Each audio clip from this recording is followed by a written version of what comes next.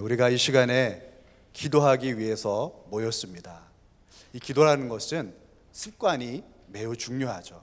오늘도 습관을 따라 이 기도의 자리에 나오신 우리 모든 성도님들을 축복합니다. 우리의 기도는요, 날마다 성장해야 됩니다. 그래서 날마다 우리가 시간을 정하고 하나님 앞에 나아가 기도하는 습관을 가지는 것은 기도에 있어서 너무나 중요하죠. 또한 기도는요, 계속해서 기도의 시간이 늘어나야 됩니다. 우리의 기도가 성장하기 위해서는요, 더 많이 하나님 앞에 머물고자 하는 노력이 우리 가운데 반드시 필요한 것이죠. 이처럼 우리가 기도가 성장해 간다는 것은 기도의 습관과 기도의 시간이 점점점 자라가는 것을 말합니다. 그러나 동시에 그 기도의 내용 역시 계속해서 성장해 갈 때 우리의 기도가 성장했다라고 말씀하고 있는 것이죠. 그러니까 우리의 기도의 습관도 중요하고 시간도 중요하지만 뭐라고 기도하는지도 너무나 중요하다는 것이죠. 오늘 우리 바울 사도의 기도를 통해서 우리가 하나님 앞에 뭐라고 기도하는 것이 좋을지를 함께 살펴보기를 원합니다. 우리 9절 말씀 먼저 함께 보도록 하겠습니다. 이로써 우리도 듣던 날부터 너희를 위하여 기도하기를 그치지 아니하고 구하노니 너희로 하여금 모든 신령한 지혜와 총명에 하나님의 뜻을 아는 것으로 채우게 하시고. 이 바울 사도가 골로새 교회를 위해서 기도하기를 멈추지 않았다라고 말하고 있습니다. 사실 이 골로새 교회는 바울이 개척한 교회가 아닙니다. 바울이 이 에베소에서 하나님의 말씀을 가르쳤을 때 여러 제자 중에 하나인 에바브라라는 제자가 이 골로새 지역에 가서 교회를 개척하게 됩니다. 그리고 7절 말씀에 보면 이 에바브라가 바울 사도에게 왔고 바울 사도에게 왔을 때 이 골로새 교회에 대한 소식을 들려줍니다. 바울 사도가 이 골로새 교회에 대해서 들은 날부터 계속해서 습관을 따라 기도할 때마다 골로새 교회를 위해서 기도해 왔다라고 말씀하고 있습니다.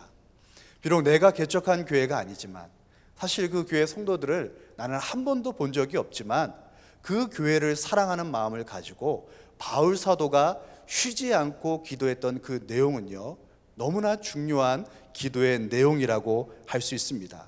그렇다면 무엇을 위해서, 그 교회를 위해서 바울 사도는 기도했을까요? 사실 이 바울 사도의 기도는요, 우리의 신앙이 무엇인지, 또 우리의 신앙이 추구해야 될 것이 무엇인지를 잘 보여주고 있습니다. 우리가 하나님 앞에 기도해야 될 때 중요한 내용은요, 첫 번째, 하나님의 뜻을 깨닫도록 기도해야 됩니다. 오늘 9절 말씀에 보면 너희로 하여금 모든 신령한 지혜와 총명에 하나님의 뜻을 아는 것으로 채우게 하시고. 이 바울 사도는요, 골로새 교회의 성도들이 채워지기를 원했습니다. 오늘 본문에 보면 이 채우다라는 단어가 수동태로 되어 있습니다. 그러니까 스스로 채우는 것이 아니고요, 채워지는 것을 말합니다. 이 모든 신령한 지혜와 총명은 무엇을 말하냐면, 조금 더 이 본문을 이해하기 쉽게 해석을 하면 이렇습니다. 그 영이 주시는 모든 지혜와 이해로, 바로 성령님이 주시는 그 지혜와 이해를 통해서 하나님의 뜻을 알아가는 것이 날마다 채워지기를 원하고 있는 것이죠. 오늘 하나님의 뜻을 알았다 그래서 끝나는 것이 아니라 성령님의 능력으로 말미암아 계속해서 하나님의 뜻을 아는 것에 있어서 성장해 가기를 원하고 있는 것입니다. 그렇다면 하나님의 뜻이 무엇입니까? 참 우리가 삶에서 하나님의 뜻이라는 말을 참 많이 하죠. 그렇다면 도대체 하나님의 뜻이 무엇일까요? 이 유대인들은요, 하나님의 뜻을 언제나 율법과 연결시킵니다. 하나님께서 이스라엘 백성들을 애굽 땅에서 출애굽시키시죠. 그래서 그들로 하여금 이제는 하나님의 백성이 되게 하시고 하나님을 섬기는 하나님의 선민이 되게 하십니다. 그리고 그들에게 모세오경을 통해서 하나님의 말씀을 가르쳐 주시죠. 여러분, 모세오경을 자세히 들여다보면 이제 가나안 땅에 들어가서 너희가 어떻게 살아야 되는지에 대해서 아주 자세하게 말씀하고 있습니다. 왜 하나님께서는 그렇게 많은 분량을 들여서 가나안 땅에 들어가서 너희들이 어떻게 살아가야 될지에 대해서 가르치고 있을까요? 그 이유는 이스라엘 백성들이 들어가게 될 이 가나안 땅은요, 하나님께서 다스리시던 땅이 아니었습니다. 우상을 숭배하고 다른 신들을 숭배하던 다른 문화들을 가지고 있었던 땅이었죠. 그곳에 가서 그들에게 영향을 받는 것이 아니라 하나님을 제대로 섬기고 하나님을 제대로 따를 수 있는 하나님의 백성답게 살아가는 법을 그들에게 가르쳐 주신 것이죠. 그런데 이스라엘 백성들이 가나안 땅에 들어가서 어떻게 합니까? 하나님의 말씀을 따라서 그 율법의 말씀에 순종하는 게 아니라 그 땅에 살고 있었던 백성들의 법을 따라서 우상을 숭배하고 하나님을 떠나 살았던 것이죠. 그래서 하나님께서는 많은 선지자들을 통해서 계속해서 그들에게 말씀하시는데, 하나님이 말씀하시는 이 선지자들의 메시지의 핵심은 뭐냐면요, 모세오경으로 돌아가라는 거예요. 하나님께서 너희에게 가나안 땅에 들어가서 너희가 어떻게 살아야 될지에 대해서 말씀해주고 계셨는데 그 말씀에 따라 순종하며 살아가라라고 말씀하고 있는 것이죠. 이 바울은 3차 전도 여행 중인 AD 53년경에 이 에베소 지역에 이릅니다. 그리고 이 에베소에서 2년 반 동안 복음을 전합니다. 특별히 이 두란노 서원에서 2년 동안 말씀을 가르치는데 그때에 수많은 제자들이 등장하게 되죠.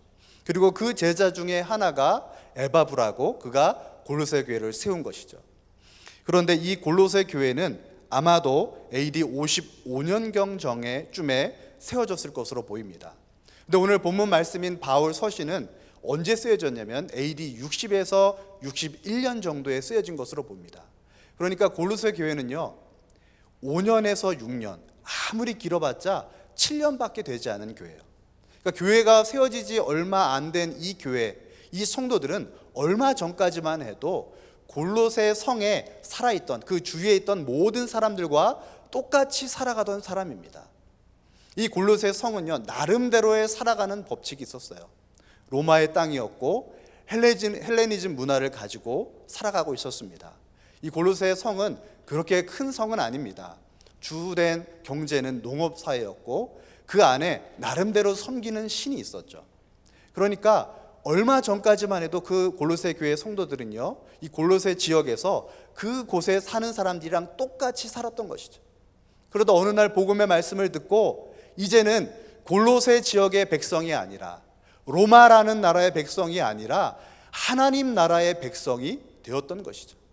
그렇기 때문에 이제 하나님 나라의 백성으로 어떻게 살아가야 되느냐가 너무나 중요하게 된 것이죠. 그런데 하나님의 백성답게 사는 것이 무엇인지 모르면 어떻게 됩니까? 다시금 골로새 지역에 살아갔던 옛날 습관대로 살아갈 수 있는 가능성이 있는 것이죠.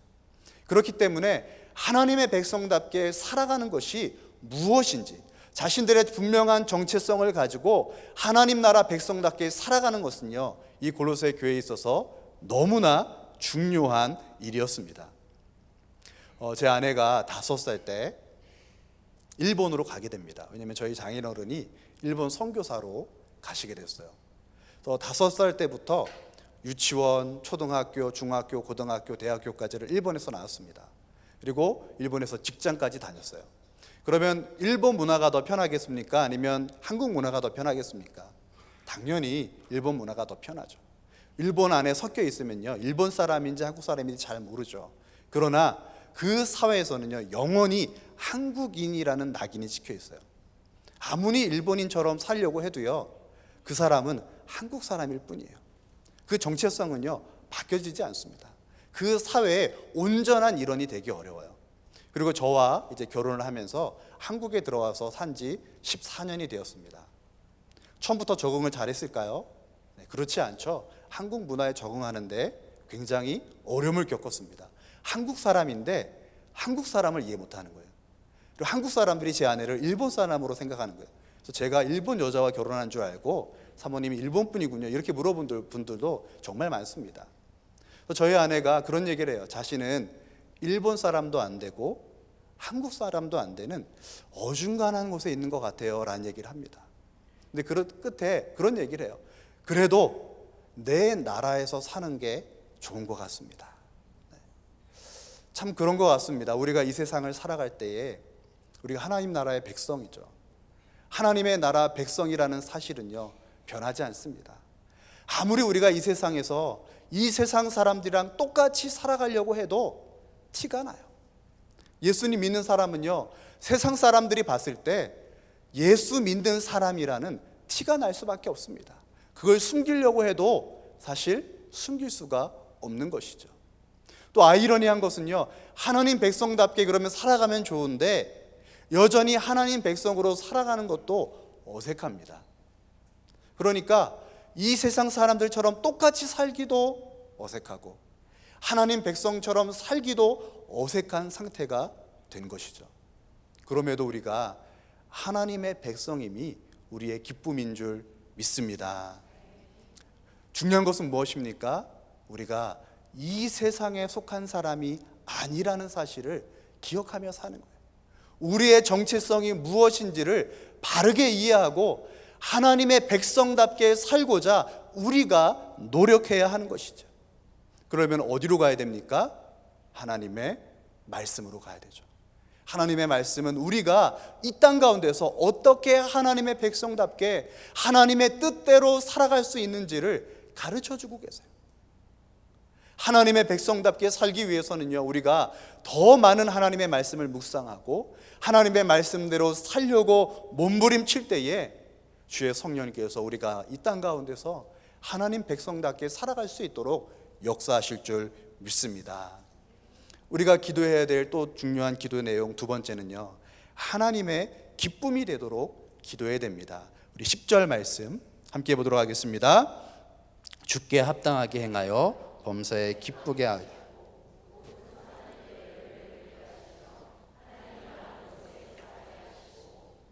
오늘 말씀에 보면 주께 합당하게 행하여 범사에 기쁘게 하시고, 하나님이 원하시는 일, 하나님이 기뻐하시는 일을 하는 교회, 하나님이 기뻐하시는 일을 하는 성도가 되어야 된다는 것이죠. 그렇다면 하나님께서 정말 기뻐하시고 원하시는 선한 일은 무엇일까요? 하나님께서는 우리로 하여금 어떤 위대한 일을 이루어내기를 원하지 않습니다. 하나님의 기준과 세상의 기준은요, 완전히 다릅니다. 세상 사람들이 바라는 위대한 사람의 기준은요, 성경의 기준과는 조금 다르죠. 여러분 혹시 육각형 인간이라는 말을 들어보셨나요? 이 트렌드 코리아 2024에 보면 육각형 인간이라는 것을 소개하고 있습니다. 그림을 보시면 알겠지만 집안, 외모, 성격, 직업, 자산, 학력, 이 모든 부분이 완벽한 사람, 아주 꽉 채워져 있는 사람, 이런 사람을 좋아한다는 거예요. 옛날엔 어떤 사람을 좋아했습니까? 개천에서 용난 사람, 아무것도 없는데 자신의 힘으로 뭔가 이룬 사람, 이런 사람을 좋아했는데 요즘은 그렇지 않다는 거예요. 태어날 때부터 완벽했던 사람, 외모도 완벽하고 또 집안도 완벽하고 가지고 있는 것도 풍성하고 어려운 거 없이 잘 지내온 사람. 어떤 분은 그렇게 생각할지도 모릅니다. 나는 이 정도면 외모도 괜찮고 나름 육각형이 아닌가 생각할 수 있는데요, 꽉 찬 육각형이. 네. 굉장히 기준이 높습니다. 네. 외모는 제가 어느 정도가 돼야 될까 생각을 했는데, 제가 대학교 다닐 때 한 20년 전이죠. 제가 명동에 대학교 후배들과 같이 식사하고 영화를 보러 갔어요. 근데 갑자기 모든 자매들이 소리를 지르는 거예요. 무슨 일이 있나 봤더니 다니엘 헤니시가 싹 지나가는 거예요. 네. 바로 그겁니다. 그 외모. 네. 그 외모에 키가 큰데 목소리도 좋아요. 근데 아이빌리그를 나왔어요. 그리고 자산이 많습니다. 강남에 집이 있고요, 재산이 많아요. 그런데 사람이 젠틀해요. 유머도 있고요, 누구에게나 친절하게 잘 대해줍니다. 근데 집안이 너무 좋아요. 모든 조건이 완벽한 사람.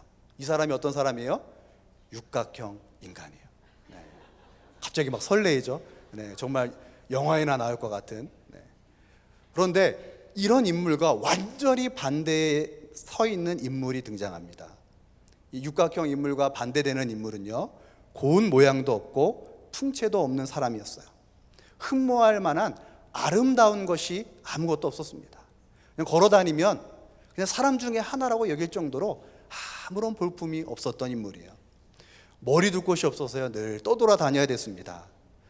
혼의 자식이라는 손가락질을 받으며 태어났고요, 시골 총구석 출신입니다. 제대로 공부한 적도 없습니다. 가진 것도요, 아무것도 없어요. 누굴까요? 네, 예수님이죠. 우리 예수님은요, 육각형 인간과는 아무 관련이 없는 분이에요. 오히려 세상의 기준으로 볼 때는요, 아무런 볼품이 없는 분이에요. 세상의 기준으로 볼 때는 메시아가 되실 수 없는 분이에요. 그러나 우리 주님은 이런 모든 편견을 깨뜨리고 이 세상의 모든 가치관을 부셔버리고 그 십자가에서 우리를 위해 달려 죽으심으로 말미암아 우리의 메시아, 구세주, 우리의 왕이 되셨습니다. 여러분, 천국의 기준은요, 세상의 기준과 달라요. 우리는 늘 세상의 기준을 가지고 사람을 바라보고 교회를 바라보고 또 여러 사람들을 평가합니다. 그러나 하나님의 기준은요, 우리가 가지고 있는 기준과는 너무나 다르다는 것이죠. 하나님은요, 우리가 무엇을 많이 이루었는가, 얼마나 많은 일들을 해냈는가를 중요시 여기는 것이 아니에요. 하나님은요, 관계를 중요시 여깁니다. 우리가 하나님과 얼마나 친밀한 관계를 맺고 있는가, 우리가 다른 사람들과 얼마만큼 친밀한 관계를 맺고 살아가고 있는가, 주님은요, 이것을 더 중요하게 생각하신다는 것이죠. 이 빌립보서 2장 3절 말씀입니다. 우리 한번 함께 읽도록 하겠습니다. 아무 일에든지 다툼이나 허영으로 하지 말고 오직 겸손한 마음으로 각각 자기보다 남을 낮게 여기고. 우리가 이 세상에서 또 가정에서 교회에서 어떤 마음의 태도와 자세를 가지고 사람들을 대해야 될까요? 이 말씀 안에 잘 드러나 있죠. 다툼이나 허영으로 하지 말고. 여러분, 이 다툼이라는 단어가 아주 독특한 단어입니다. 언어적으로 보면 엘리시아라는 단어인데 이 뜻 안에 굉장히 많은 뜻이 들어있어요. 당을 짓는 것, 이기적인 야심, 갈등, 불화, 논쟁, 흥분. 그러니까 우리가 누군가와 아주 안 좋은 관계를 맺고 관계가 깨어졌을 때 나타나는 그 모든 증상들을 다 하나로 묶으면 뭐가 되는 거예요? 다툼이 되는 거예요. 허영은 무엇입니까? 헛되거나 어떤 과장된 나를 드러내는 것, 아니면 쓸모없는 것에 열심을 내는 것. 그러니까 교회 안에서 뭐 하는 거예요? 쓸데없는 일에 막 열심을 내는 거예요. 진리가 아닌 일에 막 열을 내고 화가 내고 막 사람들하고 싸우고 이게 내가 맞다 내가 옳다 막 사람들하고 옥신각신하는 거예요. 주님께서는 이런 것을 기뻐하시지 않는다는 거예요. 우리의 태도는 어때야 됩니까? 말씀에 보면 오직 겸손한 마음으로 각각 자기보다 남을 낮게 여기고 다른 성도들을요 존귀하게 여기는 거예요. 그분들이 얼마나 귀한 분인지를 아는 거예요. 예수님께서 핏값 주고 사신 얼마나 보배롭고 존귀한 존재라는 사실을요 알고 대하는 거예요. 근데 여러분, 은혜가 충만할 때는요 이게 돼요. 바라볼 때 집사님 너무 좋아요, 권사님 최고예요, 장로님 예수님 같아요, 이게 될 수 있습니다. 근데 내가 화가 나면, 내가 시험에 들면, 내 마음이 상심이 되면 그런 마음이 사라져버리는 거예요. 근데 이게 누구나 그럴 수 있습니다. 내 마음이 깨어지면요 다른 사람을 향해서 성경적 태도가 아니라 내 감정적 태도를 가지고 사람을 대할 수 있는 연약한 존재가 저고요 우리 모두인 줄 압니다. 우리는요 우리의 감정을 어떻게 처리할 수 있을 만한 능력이 우리에게 없어요. 그렇기 때문에 우리는 누구의 도우심을 구해야 됩니까? 성령의 도우심을 구해야 돼요. 성령님, 내 마음을 만져주세요. 내 안에 있는 이 상처를 치료해 주세요. 주님, 내 눈을 바꿔주세요. 내가 사람들을 바라보는 나의 시선과 나의 태도를 바꿔주세요. 주님, 내 마음을 변화시켜 주세요. 이렇게 주님 앞에 기도할 때 그 기도가 주님이 가장 기뻐하시는 기도가 되는 줄 믿습니다. 주님이 기뻐하시는 기도 세 번째는요, 고난 중에 인내할 수 있도록 기도해야 됩니다. 오늘 11절 12절 말씀 함께 보겠습니다. 그의 영광의 힘을 따라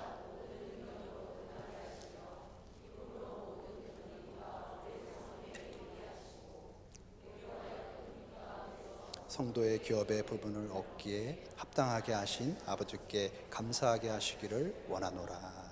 아멘. 이제 교회가 5년, 6년 이 정도밖에 되지 않은 교회를 바라보면서 바울 사도가 간절히 기도했던 기도의 제목 중에 하나가 무엇이냐면 그들이 고난을 이겨낼 수 있는 교회가 되기를 소망했어요. 교회가 처음 생겨나고 부흥하기 시작하면 당연히 늘 좋은 일이 생기겠지라고 생각하는 게 아니라 바울 사도는요, 반드시 교회 안에 고난과 어려움이 찾아올 수 있다는 사실을 인지하고 있었습니다.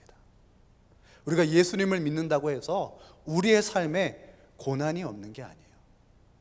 우리의 삶에 고난도 찾아오고 어려움도 찾아오는 것은요, 당연합니다. 여러분, 우리가 등산을 할 때 아주 아름다운 꽃길도 있지만 아주 바위가 아주 날카로운 그런 힘든 구간도 있죠. 등산을 할 때 늘 유쾌하고 상쾌한 게 아닙니다. 우리의 신앙의 길도요, 때로는 어려운 길도 있고 때로는 꽃길도 있는 거예요. 중요한 것은 무엇입니까? 그 어려움이 찾아왔을 때, 우리의 인생에 내가 생각지도 않았던 고난과 역경이 찾아왔을 때 우리는 그 어려움과 고난을 어떻게 대처해야 되냐는 거예요. 오늘 말씀에 보면 모든 견딤과 오래 참음이라는 단어가 기쁨이라는 단어와 같이 나와요. 여러분, 이 두 단어는요, 묶일 수 없는 단어예요. 인내와 오래 참음이 어떻게 기쁨이 될 수 있습니까? 고난이 계속 되는 거예요. 고난이 그냥 잠깐 있다 끝나는 게 아니고요, 고난의 시간이 내가 생각했던 것보다 훨씬 길어지는 거예요. 그때 뭐 한다고요? 기뻐하고 감사하는 것. 이것은요, 같이 있을 만한 단어가 아닌데 바울 사도는 우리가 그때에도 하나님께 기뻐하고 감사하기를 원하고 있는 것이죠. 이 C.S. 루이스는 영국의 유명한 기독교 변증가이자 소설가입니다. 이 C.S. 루이스의 책들은요, 참 좋은 책들이 많이 있죠. 이 C.S. 루이스가 사실 그의 인생 가운데 아주 큰 아픔을 겪습니다. 루이스가 57세가 될 때까지 노총각으로 살았어요. 결혼을 안 했습니다. 근데 57세에 결혼을 합니다. 조이 데이비드먼이라는 자매하고 결혼을 해요. 얼마나 좋았겠어요. 늦게 결혼하니까 얼마나 행복했습니까? 그런데 이 자매가 결혼하자마자 고륙종이라는 암에 걸려요. 이 암이 고통이 굉장히 크답니다. 그래서 암에 걸려서 난 게 아니고요, 고통받다가 죽었어요. 결혼한 지 4년 만에 세상을 떠납니다. 이때 정말 그 평생토록 그가 겪어보지 못했던 큰 아픔을 겪어요. 그리고 그가 책을 씁니다. 헤아려 본 슬픔이라는 책을 써요. 그 책에서 루이스가 이런 말을 합니다. 하나님께 기도할 때 마치 하나님이 문을 잠그고 들어오지 못하게 하신 것처럼 느껴졌습니다. 루이스가 하나님 앞에 나아가 자신의 그 상한 마음을 가지고 하나님께 기도하려고 하는데 하나님이 문을 열어주지 않는 거예요. 하나님이 나의 기도 소리를 들어주시지 않는 것 같아요. 하나님이 어떤 말씀도 내게 주시지 않고 침묵하신 것 같은 그 하나님을 느꼈다는 거예요. 이게 루이스만 이런 것을 느낀 게 아닙니다. 시편에 보면요, 다윗도 고난의 시간에 그 아픔들을 경험했어요. 시편 22편 1절 2절 말씀입니다. 함께 읽겠습니다. 내 하나님이여 내 하나님이여 어찌 나를 버리셨나이까? 어찌 나를 멀리하여 돕지 아니하시오며 내 신음소리를 듣지 아니하시나이까? 내 하나님이여 내가 낮에도 부르짖고 밤에도 잠잠하지 아니하오나 응답하지 아니하시나이다. 다윗이 밤낮으로 기도하는 거예요. 하나님 도와주세요. 근데 하나님이 어떤 응답도 없어요.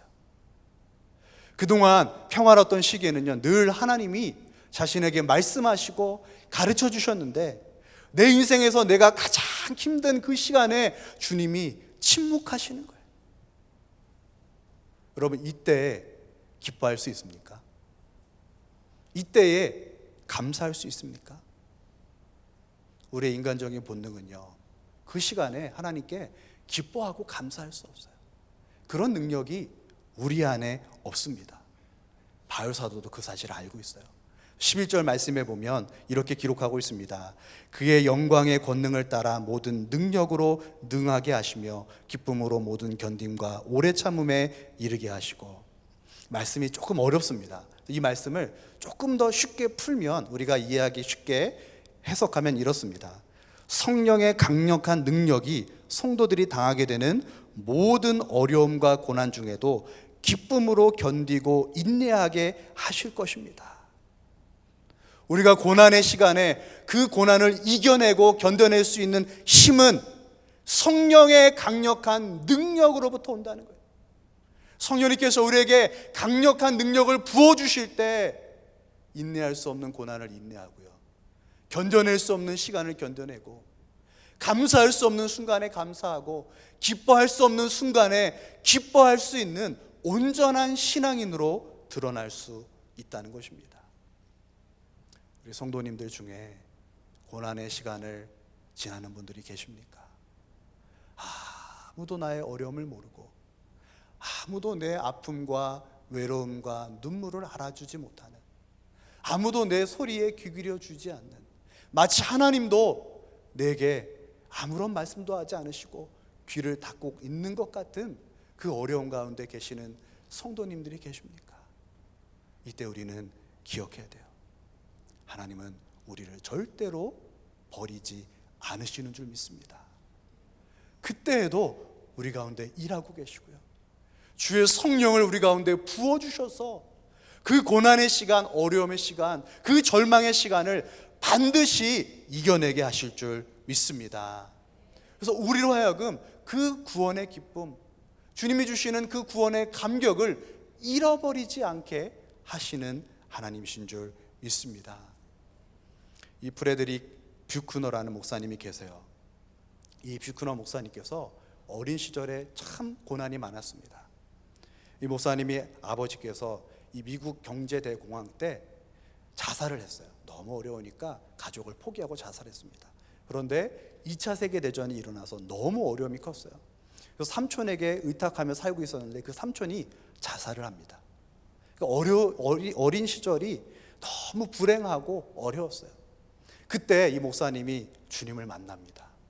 그리고 주님을 만나고 수많은 책과 또 수많은 설교와 말씀들을 통해서 많은 이들에게 많은 은혜들을 끼쳐요. 그 중에 이 목사님의 시를 하나 소개하고 설교를 마치고자 합니다. 시 제목은요, 주여 이 밤이 지나도록 나를 지키소서라는 제목입니다. 주여 이 밤이 지나도록 나를 지켜주소서. 길 잃은 자처럼 헤매이니 주님의 손길만이 나의 빛이 됩니다. 고난 속에서 희망을 보지 못하나 주님의 음성으로 나를 이끄소서. 험한 길에서 넘어진 나를 다시 일으켜 세우시길 원합니다. 주님의 사랑, 그 끝없는 은혜로 내 영혼을 붙드시고 어두운 밤에도 나를 보호하소서. 나의 힘으로 어떻게 할 수 없는 인생의 밤이 왔을 때, 고난이 왔을 때 우리는요, 우리를 도우시고 지키시는 그 주님을 바라봐야 되는 줄 믿습니다. 주님, 내가 고난 중에도 주님을 보기 원합니다. 주님, 내가 어려움 가운데서도 기쁨으로 주님을 의지하며 믿음으로 나아가기 원합니다. 우리가 고난 가운데 주님 앞에 이렇게 기도하며 나아갈 때에 주님께서 우리의 모든 환경을 바꾸시고 우리의 모든 어둠을 물러가게 하시고 우리의 인생의 절망을 바꿔서 영광이 되게 하시고 우리의 모든 눈물을 닦아주시고 우리를 새롭게 하실 줄 믿습니다. 비록 우리 교회 가운데 혼란이 있고 어려움이 있지만 이 가운데서도 우리 주님이 인도해 주실 줄 믿습니다. 그러할 때 주님께서 우리를 가장 선한 길로 인도해 주실 줄 믿습니다.